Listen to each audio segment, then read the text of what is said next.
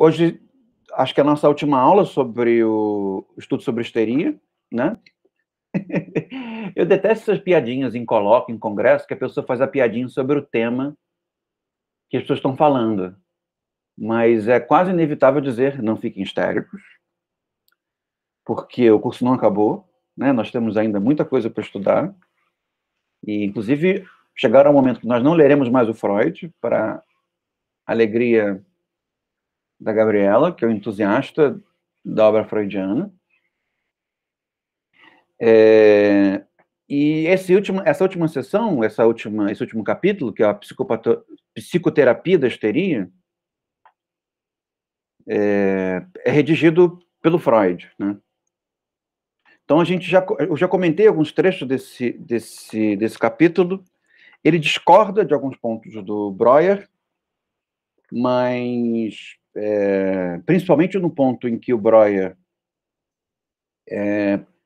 caracteriza o inconsciente como uma cisão que se dá a partir do trauma, né?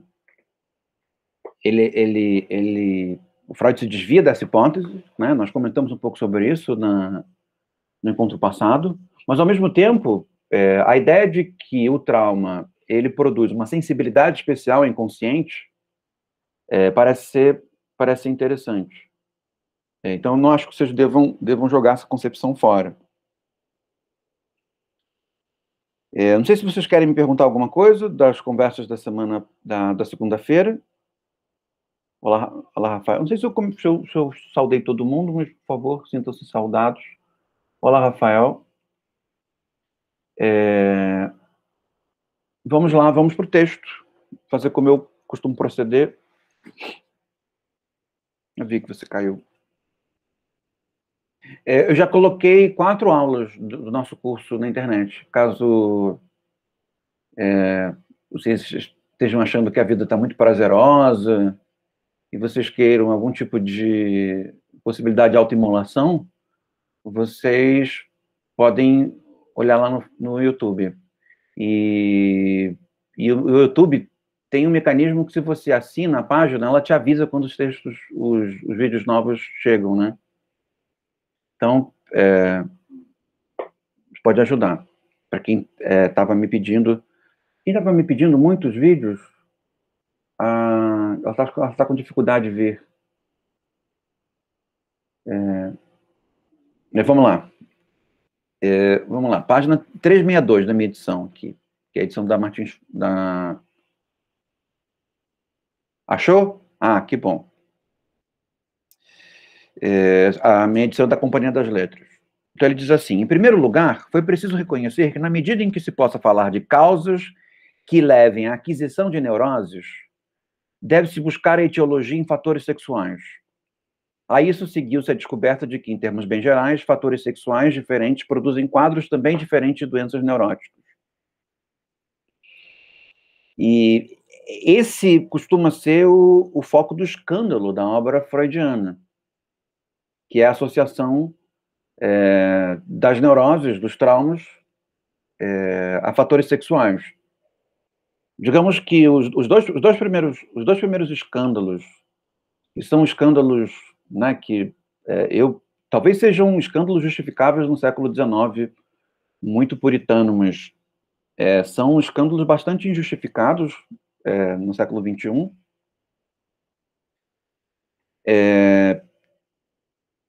E são 2 razões pelas quais há um escândalo inicial com a obra do Freud. O primeiro é a descrição do amadurecimento sexual da criança, que implica uma sexualidade da criança, né? A afirmação de que há uma sexualidade se desenvolvendo na criança foi tomada principalmente por grupos moralmente mais conservadores, como um absurdo, né? Mas, com isso, eles não estão dizendo que as crianças... que ele teve dizendo que as crianças precisem fazer sexo, ou que as crianças devam ser estimuladas sexualmente. Não tem nada disso nessa afirmação. É só a ideia de que, a partir do momento que nós nascemos, nós entramos num processo de amadurecimento sexual que encontra o seu ponto mais alto e mais acelerado na puberdade. né? É basicamente isso que o Freud está dizendo. E quando ele diz que as neuroses estão vinculadas a fatores sexuais, quer dizer que, a partir do momento em que nós desenvolvemos, a partir da puberdade, que nós começamos a desenvolver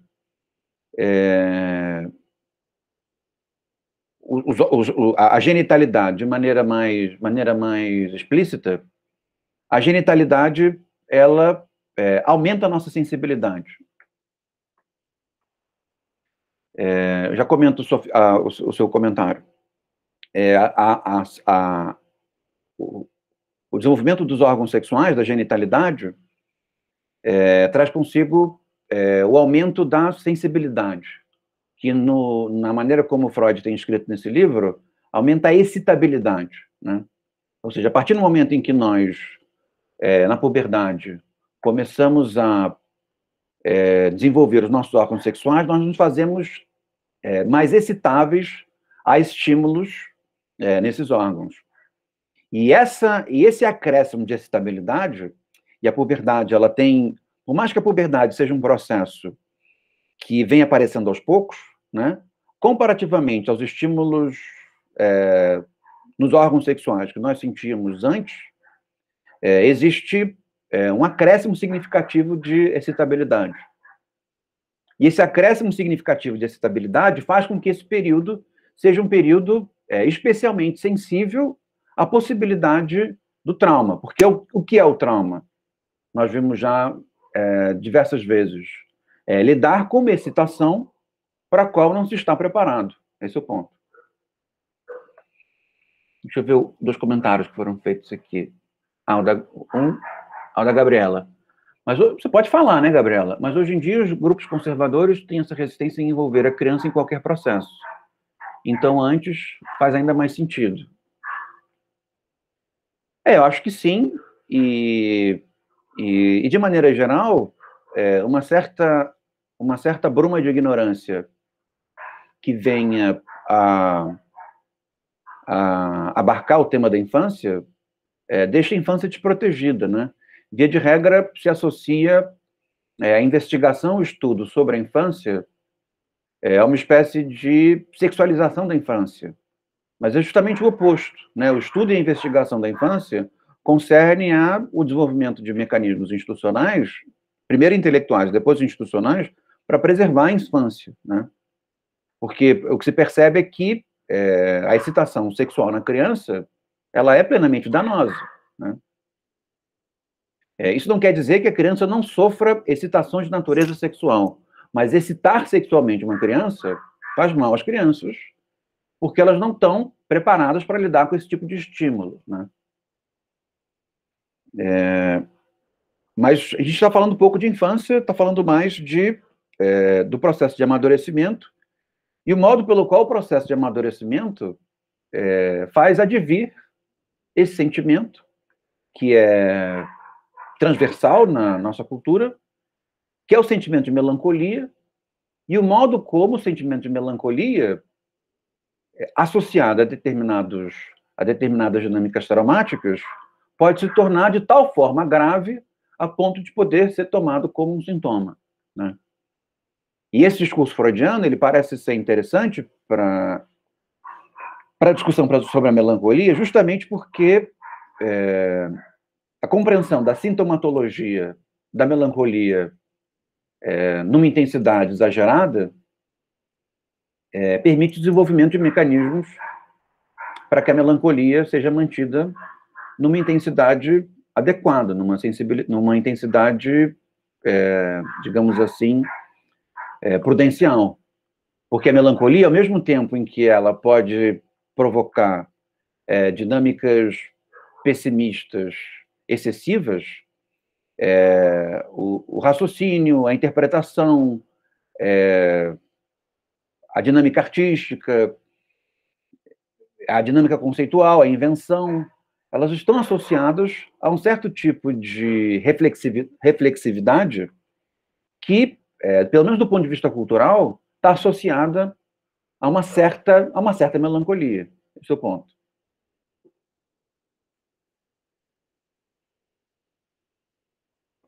para falar de maneira mais ampla, até mesmo um certo espírito crítico está associado a uma certa melancolia, né? A felicidade, ela está associada a uma certa agitação que costuma ser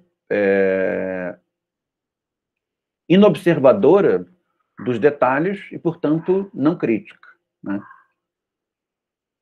A felicidade como um excesso de excitabilidade, sem que esse excesso de excitabilidade seja entendido como alguma coisa que pode provocar mal-estar, gera quase que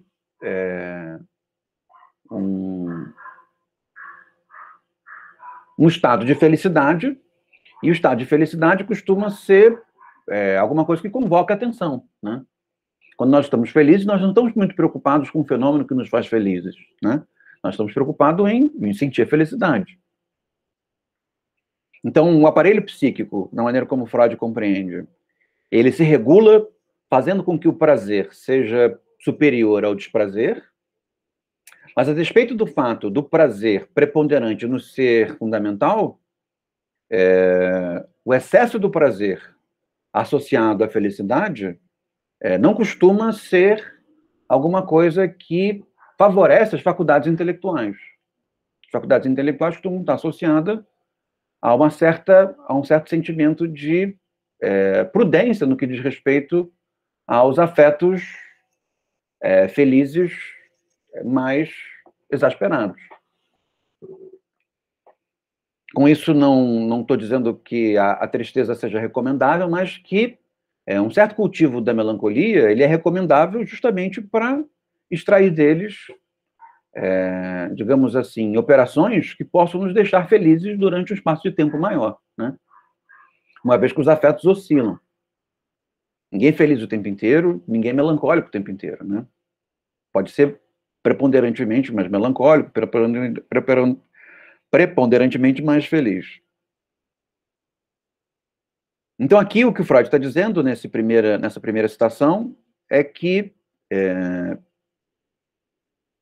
o tipo de fator sexual implicado no excesso de estímulo marca também a diferença entre as doenças neuróticas. Vocês percebam que nesse texto o vocabulário é um vocabulário que privilegia a histeria, sempre a histeria. E o Freud privilegia, dentre as histerias, a histeria de conversão, que é a histeria que traz uma sintomatologia mais explícita, né? E que traz uma presença das ideias no corpo, né? Como dores no corpo, ou manifestações corporais. Mas, ao mesmo tempo, percebe-se que ele começa a manifestar um interesse maior ao vocabulário da neurose, né? É um vocabulário que não privilegia, nesse sentido negativo, as mulheres, né? Porque, no fim das contas, a histeria é uma neurose que, do ponto de vista etimológico, acaba fazendo com que as mulheres estejam em destaque, um destaque negativo, ao mesmo tempo em que dá contraste. Arthur, eu vou te dar a palavra, não precisa... Só para eu completar a ideia. Ao mesmo tempo que dá contraste para o aspecto político do sintoma histérico, né? Pode falar, Arthur. É o Arthur que levantou a mão? Ou ele caiu? Acho que ele caiu. Eu acho que caiu. Eu vou continuar, quando ele voltar, eu dou a palavra a ele de novo. Então, continuando, na página 362, ele diz assim: da neurastenia, eu comentei com vocês, né, que neurastenia é um termo meio difuso, pouco rigoroso, e que acaba até entrando na cultura popular. Até mostrei para vocês um sambinha da neurastenia, né? Oi, Arthur, você pode falar. Oi, eu caí brevemente aqui. A última parte que você falou, eu perdi. Mas o comentário, na hora que você estava falando aqui, fazendo um comentário que eu lembrei de uma coisa, que eu acho que o Kant, ele recomenda que que a tragédia fazia bem para a saúde, porque o sentimento de exacerbação ligada ao excesso de sentimento que você tinha por causa do sublime, isso gerava um relaxamento. Tinha alguma ligação com essa ideia que você estava falando. O processo... Se o Freud analisasse essa sentença e fosse descrever esse processo, ele ia dizer que o processo, na tragédia, que faz bem, é a catarse. Que é esse... que está digamos, no coração da psicoterapia, muito embora a psicoterapia escape da catarse, mas digamos que as principais descobertas desse tipo de psicoterapia concernem a observação do mecanismo da catarse, e a catarse ela faz isso, ela faz com que haja um gasto de excitabilidade, de tal maneira que excesso de excitabilidade produz desprazer, né, produz um desprazer retesado, e o gasto dessa excitabilidade traz consigo um equilíbrio de prazer, né? É por isso que as pessoas vão na Smart Fit correrem que nem uns hamsters furiosos numa esteira, né, sem sair do lugar. O que elas estão buscando, né? Elas estão buscando endorfina, mas endorfina é uma das substâncias implicada no equilíbrio emocional delas, né? Porque o que elas estão buscando não é só endorfina, porque só endorfina não gera equilíbrio nenhum para ninguém. Elas estão buscando se livrar de excitabilidade. Ou, no vocabulário outro, se livrar de tensão. Porque, no fim das contas, a excitabilidade produz tensionamento, produz tensão, né? Esse é o modo como o Freud raciocina nesse texto. Então, voltando à neurastenia, ele diz assim: da neurastenia se distinguia claramente a neurose obsessiva, a neurose das autênticas ideias obsessivas, na qual se evidencia um mecanismo psíquico complicado, uma etiologia semelhante à da histeria e uma grande possibilidade de abrandamento pela psicoterapia. Então, o discurso da neurose, o discurso neurótico, ele vai, no discurso freudiano, assumir uma proporção tal de que o discurso histérico vai aos poucos desaparecer. Percebe? É como se o conhecimento da neurose fosse suficiente para dar conta de uma espécie de neurose que é a neurose histérica. Por que esse deslocamento ele é positivo? Ele é positivo porque ele marca a horizontalidade entre os fenômenos emocionais masculinos e femininos. Mas por que ele é negativo? Ele é negativo porque ele despotencializa o aspecto político da histeria, né? A histeria não é histeria porque o mundo é cor-de-rosa, né? A histeria é histeria porque, no mundo contemporâneo, no século XIX, as mulheres, no Ocidente um pouco menos, mas dependendo do lugar, no Ocidente também de maneira bastante estrita, elas sofrem um tipo de contenção, um tipo de restrição que os homens não sofrem, né? O que faz com que os fenômenos histéricos se tornem preponderantes dos tipos de organização emocional ligada à feminilidade ou ligada às formas de masculinidade mais próximas da feminilidade, por exemplo, né? O que faz com que, de alguma forma, o discurso da histérica também seja o discurso da homossexualidade no século XIX.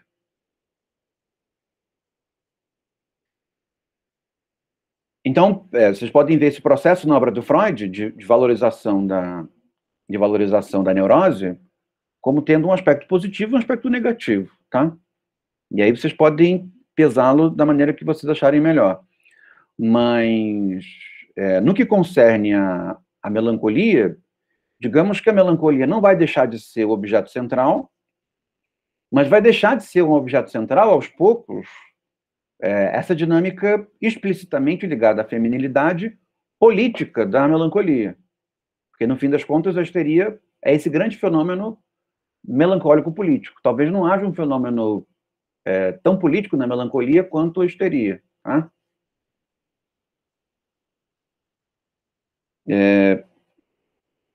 em âmbito contemporâneo se discute muito a depressão, né? A depressão começa a assumir, em âmbito contemporâneo, a depressão clínica, né?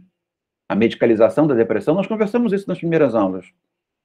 Ela começa a assumir uma roupagem política. Há vários autores que falam disso. Tem uma psicanalista contemporânea, a Maria Rita Kell, que ela escreve um livro que eu não li, mas já ouvi referências e já ouvi a Maria Rita Kell falando sobre o livro dela,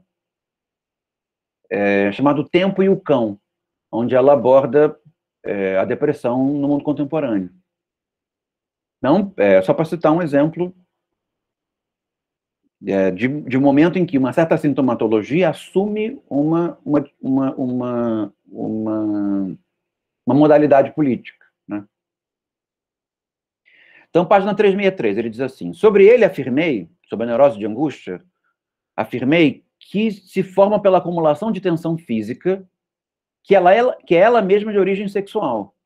Essa neurose também não tem ainda um mecanismo psíquico, mas influi com bastante regularidade sobre a vida psíquica, de modo que expectativa angustiosa, fobias, hiperestesia, a dores, entre outras, fazem parte de sua manifestação regular.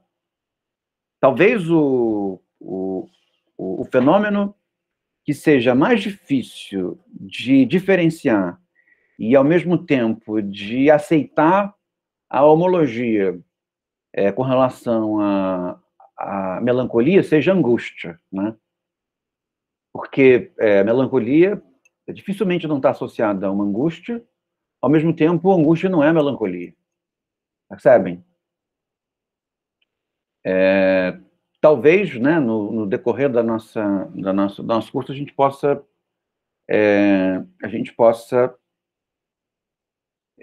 aprofundar nesse tema, mas eu não quero inicialmente trabalhar essa distinção, porque, no fim das contas, a angústia ela abre uma espécie de concorrência com a melancolia, né? E eu quero a especificidade da melancolia, tá bom? Então, vamos lá. Na página 364, ele diz assim: casos puros de histeria e neurose obsessiva são raros. Isso é importante ser dito. Porque, na maneira como Freud conduz os casos, parece que a histeria é tipo espinha, né? Você encontrou, ela está lá pulsando, né? E aí você espreme, desapareceu. Não é isso. Então, a melancolia como um bloco e a histeria como uma subespécie, apenas do ponto de vista argumentativo, pode ser remetida a uma causa, né? Como ele faz no texto, né? Essa é a causa. Mas o máximo que se pode dizer com relação à causa é que é uma causa preponderante consistente. Mas nunca que é a única causa, né? Então, o que causa a melancolia? O que causa a histeria? O que causa a neurose? O que causa isso tudo é a vida, né? Mas a vida causa tudo, né? Tem, inclusive, esse meme, né? Que a vida... Não sei se é meme ou se copiaram de algum autor, porque parece coisa boa. De que a vida é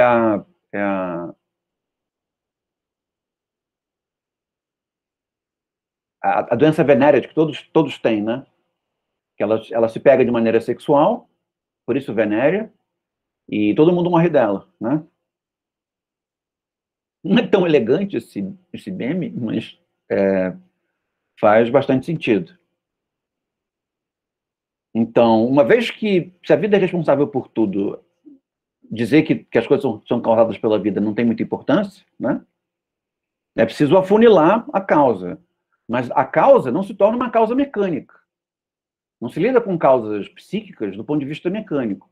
Tá bom? Portanto, vocês saibam disso. E esse conselho serve também para que vocês utilizem nas ciências sociais.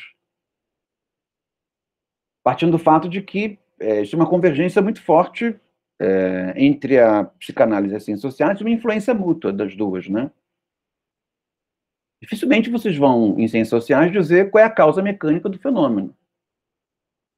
Percebe? No máximo, o que vocês vão dizer é a causa que parece ser preponderante, a causa mais consistente, a causa que se manifesta de maneira mais límpida, Mas não há fenômeno que não seja um conjunto de causas. Tá? Tanto do ponto de vista argumentativo, é importante fazer esse tipo de equilíbrio, né? Porque se eu digo que é um conjunto de causas, eu não estou dizendo nada, porque tudo é um conjunto de causas. Se eu digo que tem uma causa única, eu estou mentindo. Mas se eu digo que a causa é a vida, também não tem importância, porque a vida é causa de tudo. Percebem? Então é preciso afirmar um certo número de causas, mas especificando argumentativamente quais são as causas que nos parecem preponderantes. Esse é o tipo de jogo intelectual que o nosso tipo de ciência, quando bem jogada, pratica. E a psicanálise não é diferente. Então, seguindo, página 364. Para a histeria, porém, disso resulta que é quase impossível arrancá-la para o estudo do contexto das neuroses sexuais, que ela representa, em regra, apenas um lado, um aspecto do complicado caso neurótico, e que somente num caso limite, por assim dizer, pode ser encontrada e tratada como neurose isolada. Acabei de dizer. Vamos então para a página 367. Ele diz assim: Pois me inclino a sustentar que, em princípio, ele é bastante capaz, o método catártico, de eliminar qualquer sintoma histérico, ao passo que, como facilmente se verifica, é completamente impotente para fenômenos da neurastenia, e só raras vezes, e por vias indiretas, atua sobre os efeitos psíquicos da neurose de angústia. Está querendo dizer que a catarse serve para algumas coisas, não serve para outras. E mesmo no que diz respeito à ideia, como o Arthur citou, né, tá no Kant, de que a catarse faz bem, a tragédia que a catarse que a tragédia causa faz bem, isso não quer dizer que esse bem ele é contínuo, né, que ele é perene. O que faz com que as pessoas, por vezes, se tornem até mesmo dependentes de certas dinâmicas catárticas, né? Por exemplo, fazer exercício físico é muito bom, mas ficar com um cérebro de mamão porque você precisa fazer catarse o tempo inteiro, isso não faz nem bem à saúde, nem bem à mente, né? Então, percebe, a catarse nela mesma, ela pode ser prazerosa, mas isso não quer dizer que ela não possa implicar num prazer que seja negativo, tanto do ponto de vista da saúde, quanto do ponto de vista da saúde mental, quanto da saúde intelectual. Até que se pode dizer isso, né? Como diria Rousseau, a intelectualidade é meio uma doença. Mas só para brincar ironicamente com vocês. Eu dei aula de Rousseau recentemente, aí eu fiquei com essas coisas na cabeça. Página 368, ele diz assim: ele não influi nas condições causais da histeria e, portanto, não pode impedir que novos sintomas surjam no lugar dos eliminados. Falando sobre a catarse ainda. E aí vamos à página 373. O Freud diz assim: não imagino que conseguisse me aprofundar no mecanismo psíquico de uma histeria numa pessoa que me parecesse vulgar e repugnante, que numa maior proximidade não fosse capaz de despertar simpatia humana, enquanto posso muito bem tratar um tabético, um reumático, independentemente do agrado pessoal. Nesse texto que nós estamos lendo agora, nesse capítulo, vocês vão perceber que o Freud começa a introduzir o tema da transferência, tá? O tema da transferência. Ainda não usou a palavra transferência, mas é isso que ele começa a falar. Quando nós falamos da ANA-O, e quando se fala da ANA-O, inevitavelmente aparecem fofocas sobre a ANA-O e o Breuer, né? Não que não existam fofocas sobre Freud, mas essas fofocas iniciais da psicanálise são muito fofocadas. Um dos comentários que eu fiz a vocês é que, de maneira relativamente ingênua, o Breuer não foi capaz de perceber o processo emocional em curso, o que fez com que a terapia fosse uma terapia malfadada. Nos exemplos que o Freud dá, pelo menos nesses que ele dá, nós não temos notícia de um envolvimento romântico do Freud com as pacientes, mas, ao mesmo tempo, nós temos uma série de notas em que o Freud tem dificuldade de realizar efeitos terapêuticos justamente porque ele é incapaz de administrar o vínculo emocional que está sendo desenvolvido na terapia. Ou seja, há muitas formas de não administrar. Essa palavra é feia, mas é difícil encontrar uma palavra melhor para isso. É difícil prever todas as formas de dificuldade na administração da relação emocional que se dá no âmbito terapêutico. Não só terapêutico, né? As relações humanas são difíceis de administrar.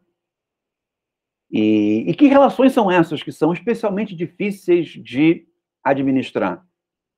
São relações em que nós imaginamos ou idealizamos o outro. Percebem? De uma maneira geral, relações em que nós idealizamos de maneira positiva o outro. E criamos expectativas com relação ao outro. Vocês vão ser professores e vão perceber que a posição professoral é uma posição em que vocês vão precisar administrar os afetos da relação professoral. De tal maneira que esses afetos podem tanto contribuir para o processo de aprendizado e o processo de amadurecimento dos alunos, como também pode ser danoso para os alunos e para os professores, né? Não é à toa que a nossa classe é uma classe que reclama muito principalmente no Brasil, reclama muito da falta de qualidade de saúde mental, né? Porque trabalha muito, está muito, como eu posso dizer, exposta, muito exposta a contextos de violência, contextos de uma educação mais agressiva, está muito exposta a tensões políticas, muito exposta a tensões políticas relacionadas a gênero, muito exposta a tensões políticas relacionadas à raça, né? Ou seja, é uma posição professoral, em que, para o processo de aprendizado se dar, envolve um certo tipo de idealização da figura professoral, né? E essa idealização, quando ela é mais restrita, ela se dá em alguma coisa que é fortemente consistente, que é o professor ou a professora sabe mais do que eu, e é por isso que eles estão ministrando, né? Tem mais experiência e sabem mais daquele assunto do que eu. E, ao mesmo tempo, outros tipos de idealização, né? É muito comum os alunos, e vocês vão lidar com isso a vida inteira de vocês, fofoquem sobre a vida de vocês, como vocês fofocam sobre a vida dos professores de vocês. E esse jogo, que é um jogo até certo ponto saudável, o que está implicado nisso, do ponto de vista emocional? Está implicado nisso a idealização. Percebem? Vocês querem saber se o professor vive, se ele dorme, se ele come, o que ele veste, percebem? Envolve lidar com o nível de idealização. O Freud vai trabalhar isso no âmbito terapêutico, e ele começa a perceber que o âmbito terapêutico, para ele funcionar, e nesse sentido, esse tipo de conhecimento pode ser muito útil para vocês na carreira docente de vocês, que envolve o que ele chamou de transferência. O que significa isso? Tanto o terapeuta quanto o paciente, mas principalmente o paciente, né? Porque o paciente está passando por aquilo pela primeira vez, enquanto que o terapeuta passa por aquilo inúmeras vezes, envolve perceber na figura do terapeuta características que não são dele, percebe? Ver nele questões que são do paciente, né? Ou seja, o paciente, de certa maneira, e a gente vai depurar esse vocabulário, projeta determinadas características no terapeuta, e essa projeção é importante no processo terapêutico porque ela é o modo pelo qual determinados tipos de irresoluções vão ser resolvidas, né? Então, se você não pode resolver seus problemas com seus pais, você projeta os seus pais, num certo sentido, nos terapeutas, percebem? E isso acontece não só na relação analítica, como em relações de poder, né? Isso é muito comum. Mas nas relações de poder, isso é menos problemático, porque as relações de poder, elas são relações um pouco mais frias, né?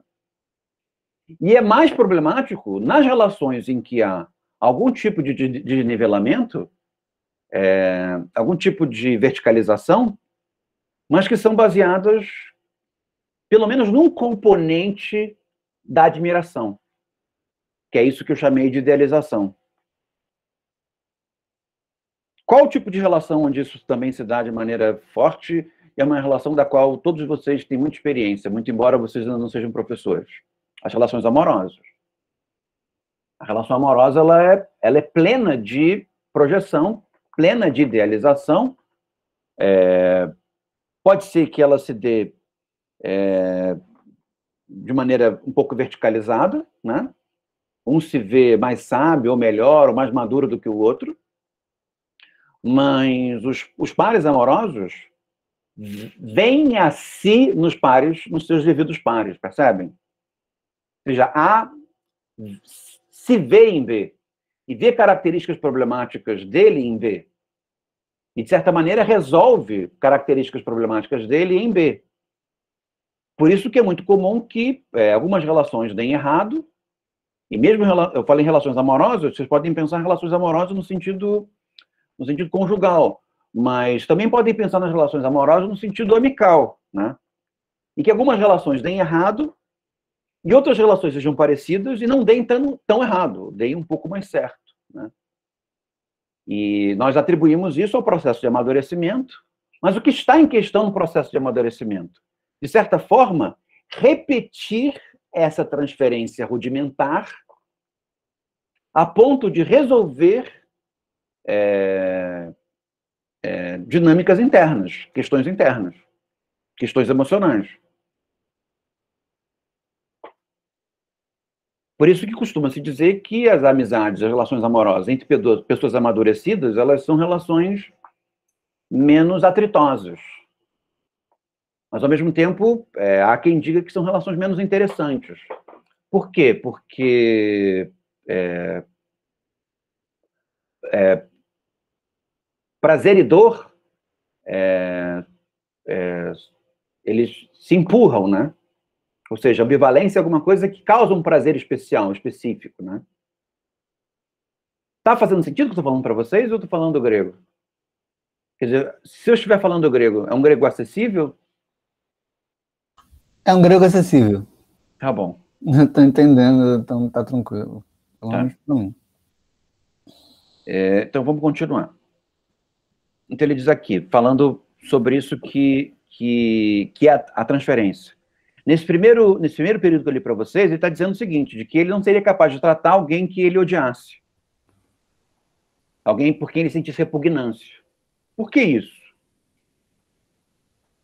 Porque, percebe, o trabalho terapêutico demanda, ainda que na relação entre o terapeuta e o analisado em menor intensidade, demanda que haja algum tipo de reconhecimento, algum tipo de simpatia, percebem?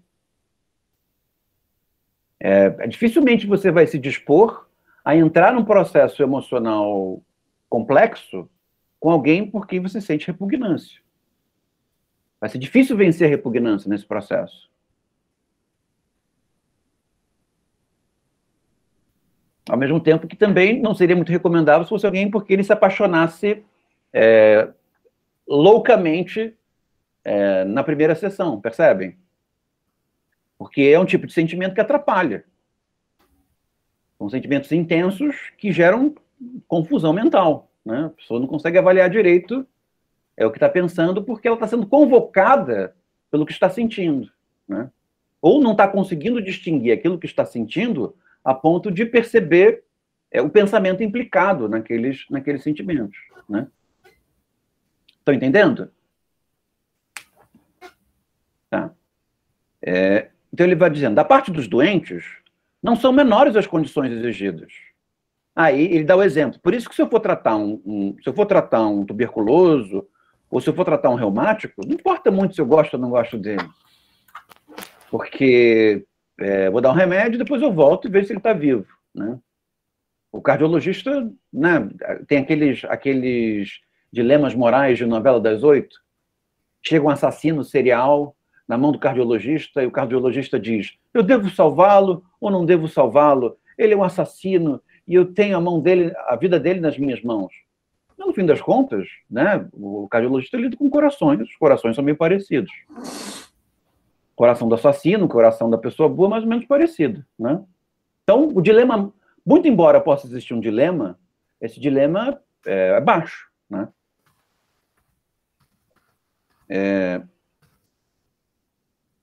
Então, ele está dizendo, abaixo de certo nível de inteligência, esse é um outro elemento importante da transferência que ele começa a desenhar. Abaixo de certo nível de inteligência, o procedimento não é aplicável. E qualquer traço de debilidade mental o dificulta bastante. É necessária a plena aquiescência, né? É um processo no qual as pessoas precisam querer entrar. A completa atenção dos doentes, mas, sobretudo, sua confiança, pois a análise conduz invariavelmente aos eventos psíquicos mais íntimos e mais secretamente guardados. Nesse sentido, vocês podem aplicar isso também à docência, né, que vocês vão desenvolver. Dificilmente você vai conseguir ensinar alguém que não confia em você, percebe? Ou que não queira aprender, né? Assim, eu queria fazer engenharia eletromecânica e estou aqui fazendo ciências sociais. Dificilmente a pessoa vai aprender alguma coisa, né? Porque ela não quer estar ali, né? Mas, ao mesmo tempo, isso é importante. O Freud julga que, e nisso é um elemento bastante relevante para isso, de que a análise, ou seja, lidar com sintomas melancólicos, é uma mistura de esclarecimento intelectual acerca dos sentimentos. Percebe? Existe uma influência daquela parte da nossa personalidade que nós chamamos de inteligência para lidar com aquela parte da nossa personalidade que nós chamamos sentimento.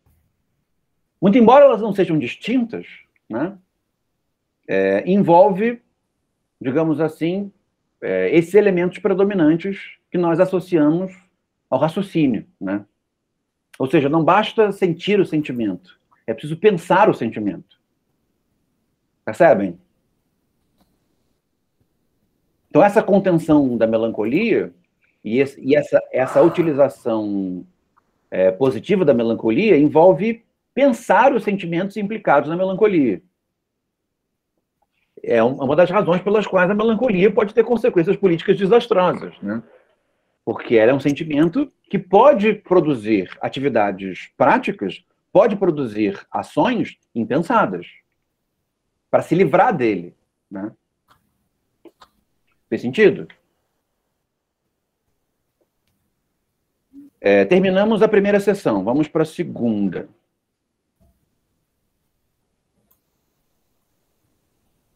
Ele diz assim, na página 377, onde ele começa a descrever como ele fazia, né? Como ele começou a perceber que era um procedimento terapêutico que funcionava.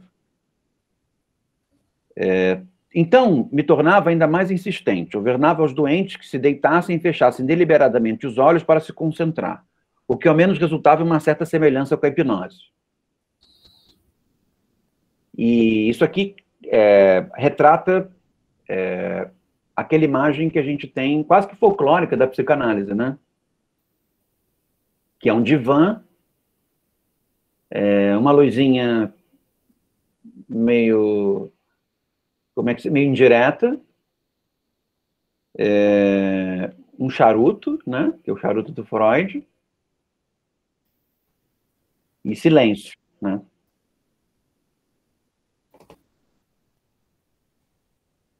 Tais experiências deram-me a impressão de que seria, de fato, possível trazer à luz, por mera insistência, as séries de ideias patogênicas que, sem dúvida, havia. Ele se desviando da hipnose.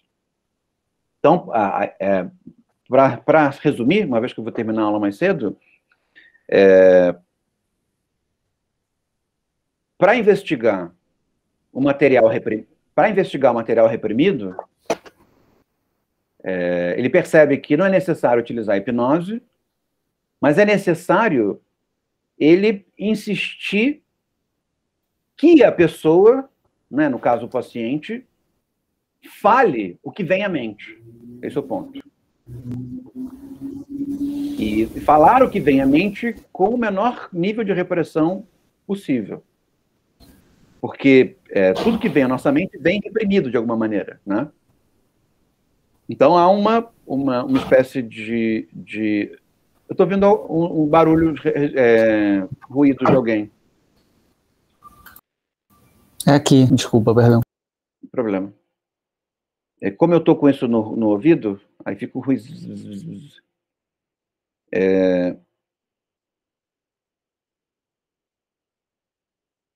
Então, é esse o ponto, tá?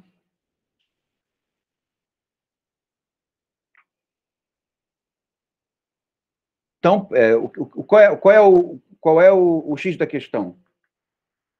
A partir desse incentivo à manifestação das ideias que aparecem na mente, naquele contexto, é o caso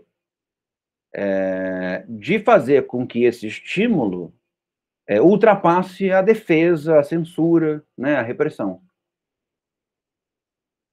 Então ele diz aqui, na página 378, aproximou-se do eu do paciente uma ideia que se revelou intolerável, que despertou da parte do eu uma força de repulsão cujo propósito era a defesa contra esse ideal intolerável.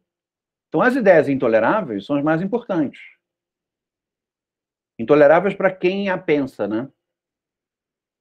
Tal defesa foi bem sucedida, a ideia em questão foi impelida para fora da consciência e da lembrança, e aparentemente seu rastro psíquico não podia ser encontrado.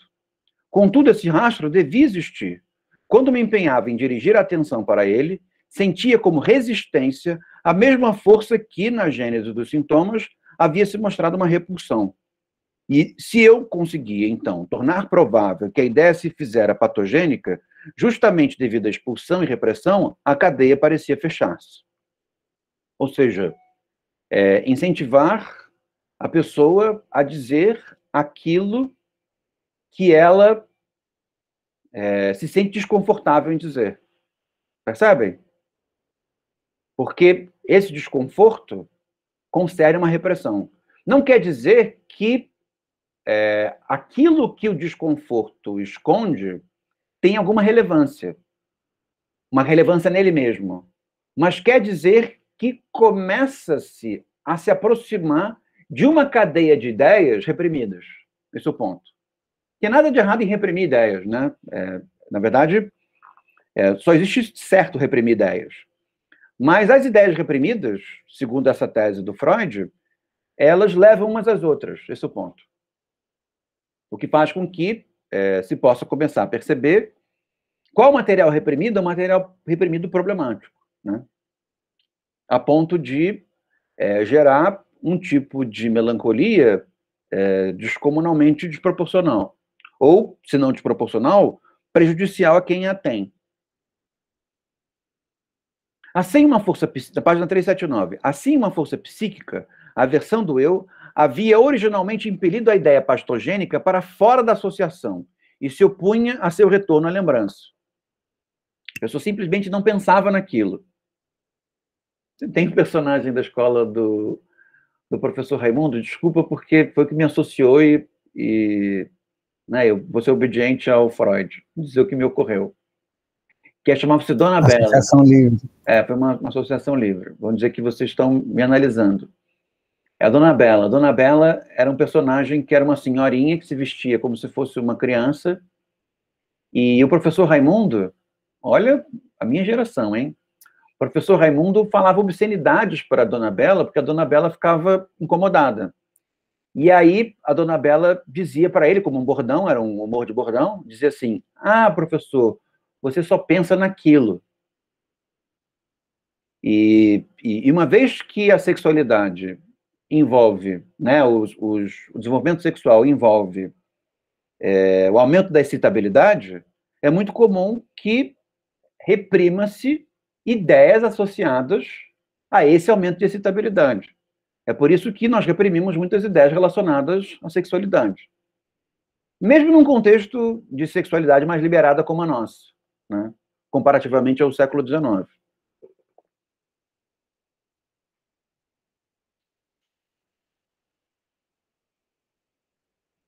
Isso aqui, esse estímulo à manifestação de ideias livres, isso não se põe no nosso contexto, né, na docência, nem nada disso.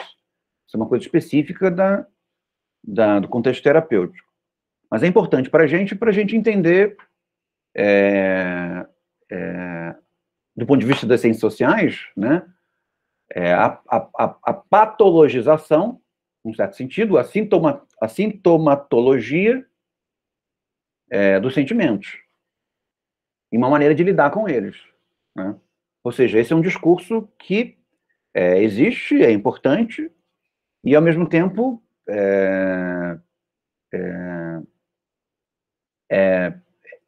não é passível de ser dissociado da trajetória da melancolia. A melancolia é alguma coisa que ela é tratada por uma terapêutica, pelo menos nesse caso da psicanálise, que estimula a associação de ideias para que as associações de ideias resgatem ideias reprimidas. Esse é o ponto.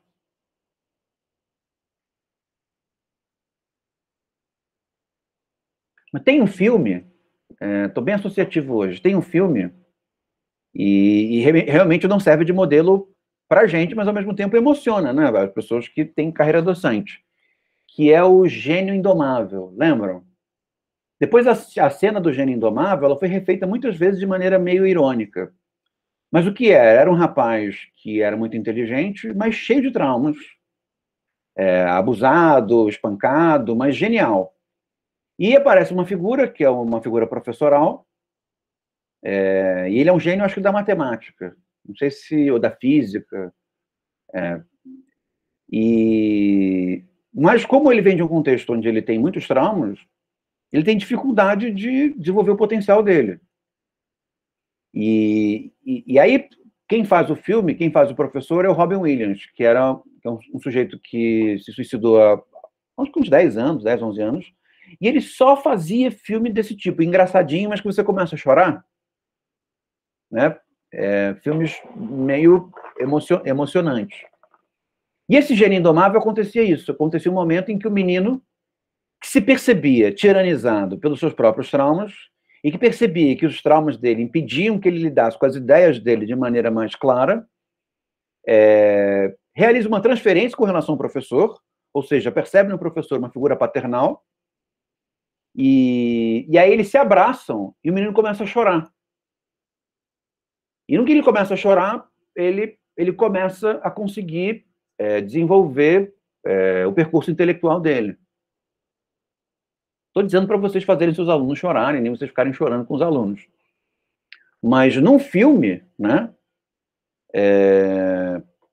mostra o fato de que, por mais que isso não seja o nosso trabalho, há momentos em que as coisas se misturam, né? E você não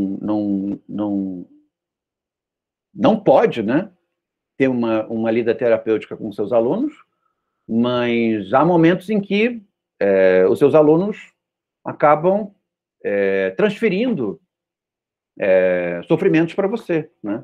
Sofrimentos que eles têm para você.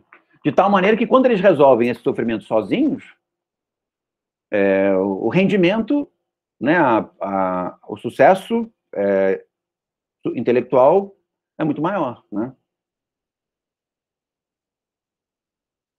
Isso é muito comum, vocês vão perceber, na escrita, né? Todo mundo tem muito trauma com a escrita. A partir do momento que o seu professor admira a sua escrita, você vai embora.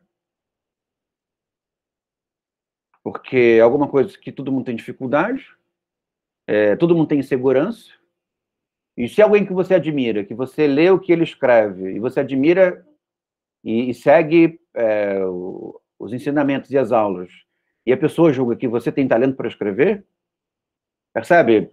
Todos esses traumas associados à escrita se resolvem e você se sente seguro, né? É uma dinâmica que se passa meramente técnica, né? Porque ninguém precisa ficar chorando por causa do texto, mas o que está em questão é uma relação de transferência. Percebem? Então, o aluno, né? Vocês, ou eu, com relação aos meus professores, depositamos nele as nossas frustrações com a professorinha, com o pai, com a mãe que disse que o texto estava ruim, com os colegas que leram e disseram que não entenderam, todas as frustrações que foram ligadas a isso. Percebem a dinâmica emocional implicada em alguma coisa que superficialmente não parece emocional, parece meramente técnica, né? Mas não é.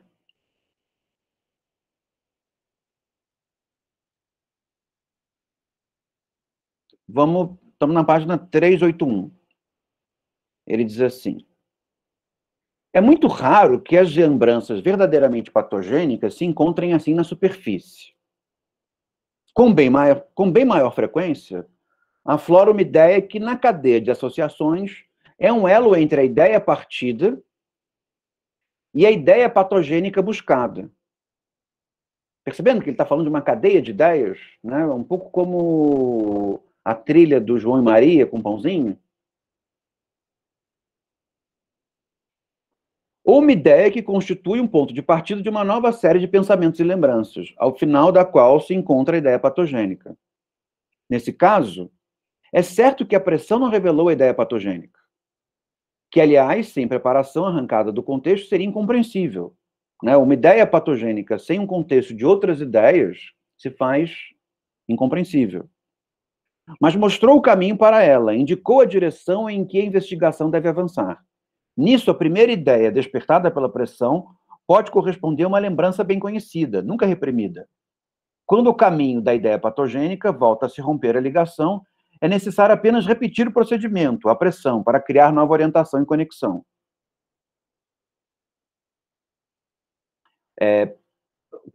Pressão aqui está querendo dizer, vamos, fala. Não reprime sua ideia, o que você está pensando? O que isso te faz pensar? Vamos, vamos. Claro, ficou parecendo meio professor de ginástica, né? Mas esse sentido de pressão, tá?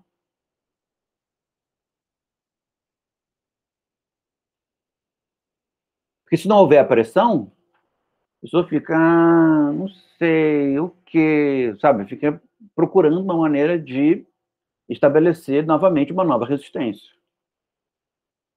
Uma forma muito, principalmente em pessoas que receberam formação intelectual, universitária, uma maneira comum de defesa é racionalizar o sintoma, né?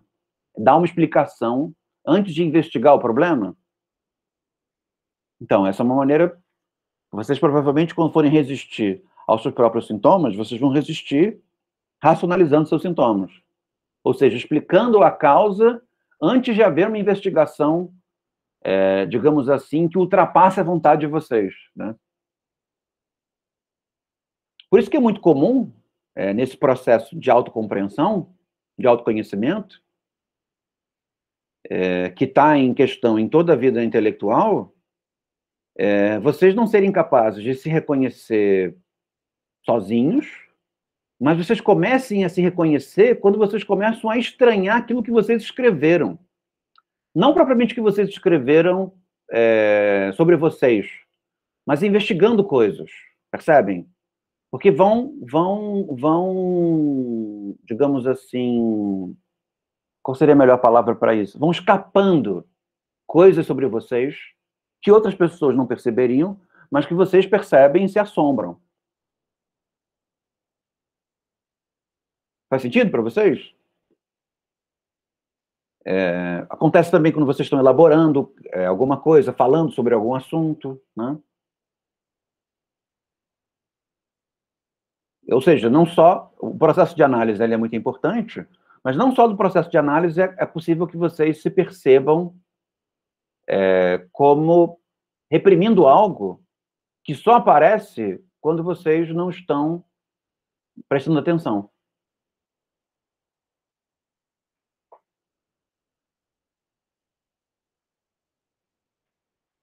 A escrita é muito forte para isso.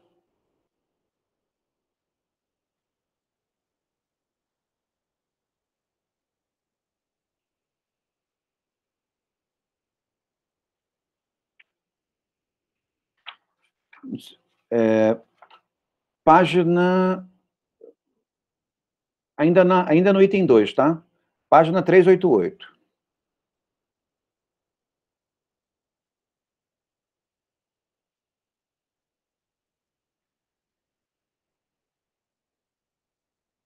Não, o tema da 388 vai nos desviar um pouco.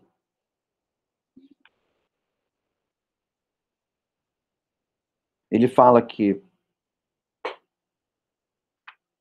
na página 393, ele diz assim: o fato das ideias patogênicas parecerem tão pouco significativas ao ressurgir é um sinal de defesa bem-sucedida. Pode-se deduzir daí em que consistiu o processo da defesa. Ele consistiu em fazer da ideia forte uma fraca, em arrancar-lhe um afeto. Portanto, reconhecemos a lembrança patogênica, entre outras características, pelo fato de o doente qualificá-la como insignificante, e ainda assim só enunciá-la com resistência. Se é insignificante, por que a resistência em falar sobre ela?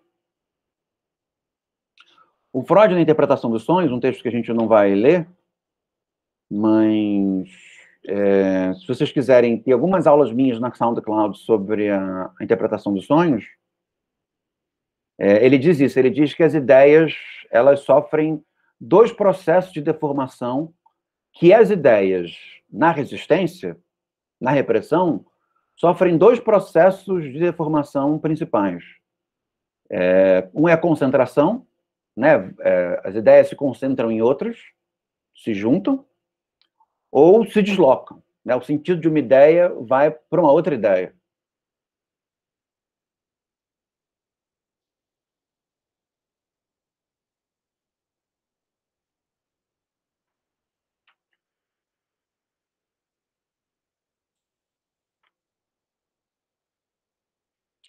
Página 397. Ele diz assim: pois é bom ter isso perfeitamente claro. Ainda que o doente só se liberte do sintoma histérico ao reproduzir as impressões patogênicas que o causaram e falar sobre elas, externando afeto, a tarefa terapêutica consiste apenas em movê-lo a isso. Isso é um ponto importante, né? Que é a relação entre o terapeuta e o analisado. O terapeuta conduz o analisado a tirar as próprias conclusões, ou seja, a realizar o próprio reconhecimento de que aquelas ideias são ideias problemáticas. Percebe? Isso pode ser explicado, mas não pode muito ser dito. Por isso que a interpretação ela é um processo tão delicado. Porque a interpretação é alguma coisa que é preciso estar disposto a realizar interpretações naquela toada da exigência política da histeria, da histérica, mas, ao mesmo tempo, em que se oferece uma interpretação, é como se realizasse o trabalho por outra pessoa, percebem? E, ao mesmo tempo, uma interpretação é um julgamento, né? Então, interpretar alguém, ao mesmo tempo em que é uma espécie de sugestão, né, está se dizendo do que se trata, ao mesmo tempo em que é um rompimento, porque é uma espécie de impaciência. Ao invés de você chegar nas suas próprias conclusões, eu te digo o que é. No trabalho docente, não sei se vocês vão lidar tanto com isso, mas no trabalho de orientação universitária, você passa muito por isso. Que aqui está numa pesquisa. A pesquisa tem um prazo. E a pessoa não chega a conclusão nenhuma. Mas, no fim das contas, aquele processo de orientação é para a pessoa, ou seja, você oferece elementos, induz, para que ela chegue às suas próprias conclusões. Mas se oferece uma interpretação, você está sugerindo um determinado caminho, e isso concerne a... Ou eu não acredito no caminho que você está fazendo sozinho, ou sozinho, ou eu perdi minha paciência. Percebe? Acabou o tempo, não dá mais. É isso, vai. E, muito embora isso possa ter um significado pragmático inultrapassável, no que diz respeito ao tipo de caminhada que o processo intelectual é, também do ponto de vista afetivo, é uma traição, né? Acho. Item 3.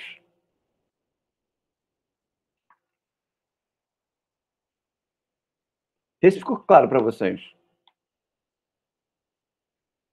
Item 3, ele diz assim, na página 400. Olha que livro imenso que vocês leram, hein? Mostrei como, no trabalho terapêutico, somos levados à concepção de que a histeria surge pela repressão. Isso nós já sabemos. Motivado pela defesa. Isso também nós já sabemos. De uma ideia intolerável. A ideia reprimida subsiste como um traço mnemônico fraco. Por que é um traço mnemônico fraco e não um traço mnemônico intenso? Porque, justamente, a defesa diminui a intensidade do traço mnemônico. Fosse uma memória forte, era fácil lidar com aquilo, né? É justamente um elemento problemático, porque a memória é fraca. O elemento importante com relação àquele sintoma traz consigo, em função do mecanismo de defesa, uma memória fraca. E o afeto a ela arrancado é utilizado para uma inervação somática, conversão da excitação.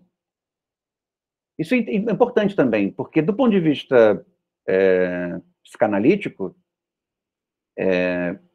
o fato de que alguma coisa, um determinado evento, algum determinado acidente, ele é ruim do ponto de vista dos valores sociais, não quer dizer que isso seja ruim do ponto de vista emocional, percebe? Especialmente danoso do ponto de vista emocional. Então, pode acontecer, né, como aquelas crianças que a gente via no documentário no Camboja. Até os 17 anos, ela assassinou 50 pessoas, que era obrigada em função de uma milícia. E aí cresceu, casou, é um ótimo pai. Aí você fica, what? Né? O fato do evento ser grave do ponto de vista social não quer dizer que ele seja grave do ponto de vista emocional. Né? E você viu uma barata e não consegue dar 2 passos para frente. Né? Entra em pânico na barata e não consegue falar a palavra barata, porque, percebe? Ou seja, as dinâmicas emocionais, elas funcionam segundo uma desproporcionalidade. Então, o seu pai pode ser bonzinho e você desenvolve fenômenos, sintomas expressivos, ou seu pai pode ser muito mal e você não desenvolve sintoma nenhum. Né? Às vezes, ambientes muito áridos geram mecanismos de defesa tal que emocionalmente a pessoa amadurece muito rápido. Né? Percebem? Com isso, não estou querendo dizer que é para vocês tratarem as pessoas mal, porque isso as amadurece. Porque não existe uma relação de causa e efeito com relação a essas dinâmicas. Não há como antecipar como as pessoas reagem. Na televisão se vê isso, né? Nos Estados Unidos, os pais mandando os filhos para bootcamps, que são lugares onde eles vão ser educados por tough love. Ou seja, os filhos são muito bonzinhos, porque são classe média alta, têm todos os confortos, e aí eles vão ser educados ao serem tratados mal por, sei lá, pessoas odiosas. Isso pode ser bom, pode ser ruim. Percebe? Não é bom nem ruim em si mesmo. Sim, do ponto de vista social, é uma monstruosidade. Do ponto de vista moral, outra monstruosidade. Mas do ponto de vista emocional, não dá para prever muitos efeitos. Percebem? Você pode dizer que existe uma tendência, uma predominância, né, de quando acontece uma coisa ruim do ponto de vista social, o efeito emocional seja significativo. É isso que quase sempre acontece, esse é o hábito, né? Então, por isso que nós sabemos que a epidemia de coronavírus nos afeta negativamente.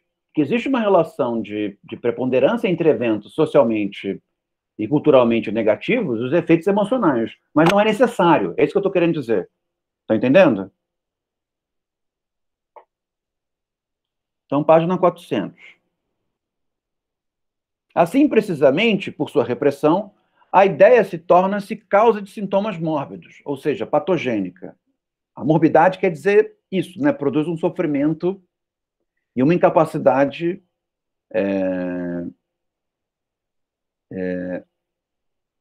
contextualmente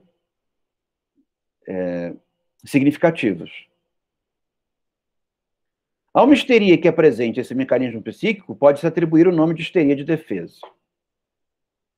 Ele vai relativizando as histerias e vai as convergindo todas para a histeria de conversão, tá? Página 403. O material psicopatogênico apresenta como propriedade uma inteligência que não é necessariamente inferior àquela do eu normal. Ele usa essa metáfora da inteligência para dizer como que os fenômenos inconscientes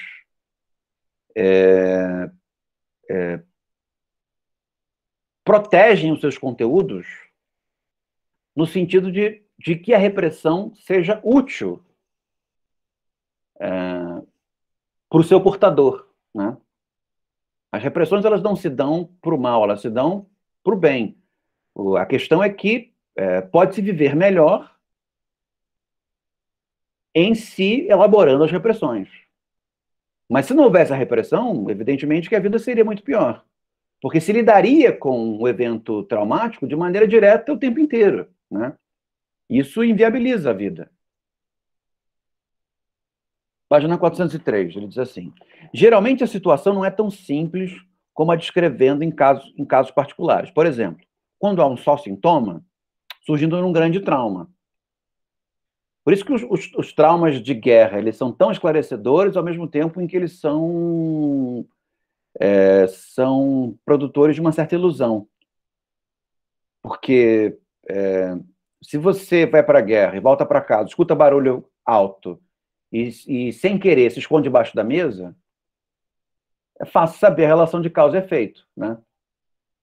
Então, você consegue perceber um mecanismo psíquico acontecendo, mas na vida comum, nenhum mecanismo é tão simples, né? Ou quase nenhum mecanismo é tão simples, para não fazer uma sentença generalizadora. Então, na maioria dos casos, não se tem um sintoma histérico único, mas certo número deles, em parte independentes uns dos outros, em parte ligados entre si. Não se deve esperar uma lembrança traumática única, e, como núcleo da mesma, uma única ideia patogênica. É preciso, isto sim, estar preparado para séries de traumas parciais e cadeias de pensamentos patogênicos.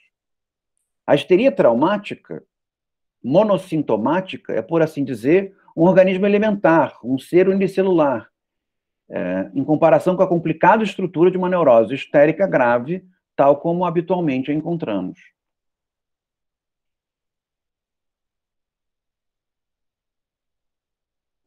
Aí na 408 tem aquele comentário em que ele dá uma alfinetadazinha no Breuer, eu já li para vocês. Aí tem um comentário importante na 409, que ele diz assim: é totalmente inútil penetrar diretamente até o núcleo da organização patogênica.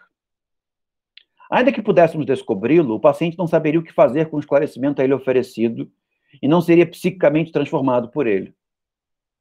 Digamos que o centro das repressões, a coisa em si das repressões, o Freud considera que não é acessível, mas ainda que fosse acessível, há uma inutilidade nisso. Porque ninguém sofre da repressão em si. As pessoas sofrem da repressão transitiva, repressão com relação a alguma coisa. Então, ver o núcleo da nossa repressão não tem nenhuma importância, né? Qual é o núcleo da nossa repressão? De que somos animais que se reprimem, né? Para citar de maneira enviesada aquela música das... Qual é o nome dela? Dos Não Se Reprima, Não Se Reprima? As escalafobetes, não lembro agora. Mas, em dizendo isso, nós somos animais que se reprimem. Por que se reprimem? Porque existe excesso de excitabilidade. E por que existe excesso de excitabilidade? Porque, para vivermos, temos que nos adaptar ao meio. Percebem? É por isso que existe excesso de excitabilidade. O excesso de excitabilidade é o modo pelo qual nós somos capazes de nos mover, nos moldando à especificidade dos estímulos que sofremos. Percebem?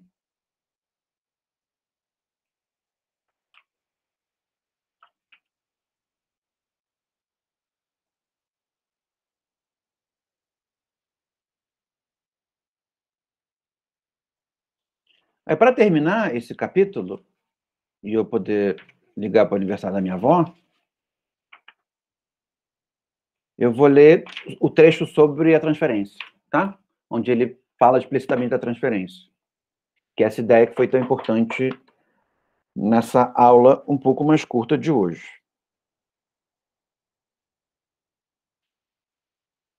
Ele diz assim: quando a paciente se espanta por transferir para a pessoa do médico as ideias penosas que emergem do conteúdo da análise, ela se surpreende. Isso é frequente e mesmo uma ocorrência regular em algumas análises. A transferência para o médico se dá por uma falsa conexão. O que é isso? Menudo? Não, é menudo? Obrigado. É menudo. Tá. É menudo. Uma importante referência, né? Eu esqueci, importante guardar isso. Na próxima aula, já, como diriam os Faz menudos... falta na nossa vida. Claro.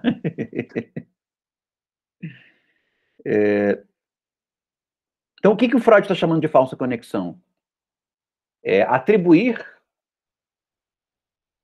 digamos assim, um sentimento a quem não é a causa desse sentimento. Percebem?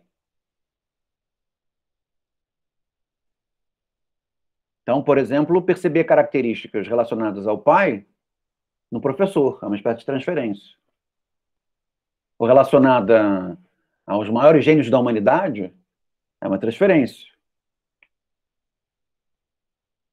A mesma coisa, né, nesse contexto, com relação à terapia.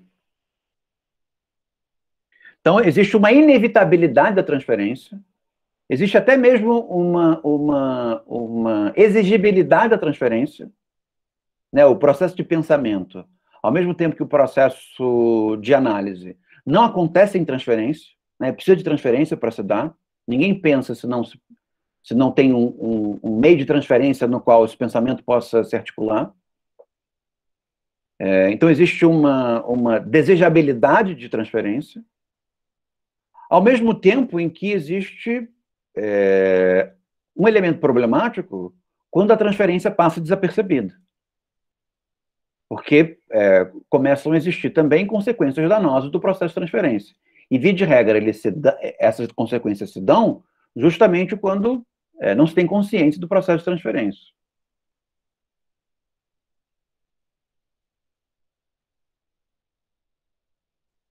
Devo apresentar aqui um exemplo. A origem de certo sintoma histérico era, numa de minhas pacientes, o desejo. Havia muitos anos acalentado e logo relegado ao inconsciente. Depois vocês leem isso sozinhos. Eu vou só ler a definição. Desde que constatei isso, posso presumir a cada solicitação similar da minha pessoa que tenha voltado a ocorrer uma transferência e falsa conexão. Curiosamente, a paciência é vítima do engano a cada nova ocasião. E, ao mesmo tempo em que a transferência ela é relevante, o deslindar da transferência não quer dizer que a transferência não se repita, percebe? Porque a transferência, ela ela é abrangida por uma compulsão de repetição. Os nossos sintomas são sintomas que se repetem, né? E, ao mesmo tempo, um sintoma é uma maneira de tentar se curar, né? Em certo sentido, porque é o aparelho emocional realizando um sintoma ou para evitar uma dor ou para avisar que existe alguma coisa dolorida, né? Um pouco como a dor física. E, nesse sentido, a repetição é uma forma de manter a ênfase sobre um determinado processo.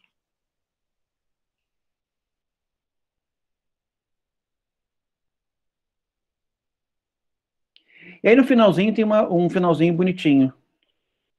Porque a paciente começa a falar para o Freud, assim, Freud, o que você está me dizendo aqui é que eu não tenho culpa de que eu estou sofrendo. A culpa é do contexto, do mundo, as pessoas sofrem, né? Tudo é sofrível, o mundo é difícil. E não tem como você mudar o mundo, não tem como, né? Nós estamos aqui, não tem muito como um professor ou um terapeuta mudar o mundo, né? Então, para que serve isso? Aí ele dá uma resposta ótima, ele diz assim, a isso eu pude responder, de fato, não duvido que seria mais fácil para o destino do que para mim eliminar seu sofrimento, né? Quem que vai eliminar o sofrimento? O destino, no máximo. Mas você se convencerá de que muito se ganha se conseguirmos transformar sua miséria histérica em infelicidade em comum. Ou seja, seguindo a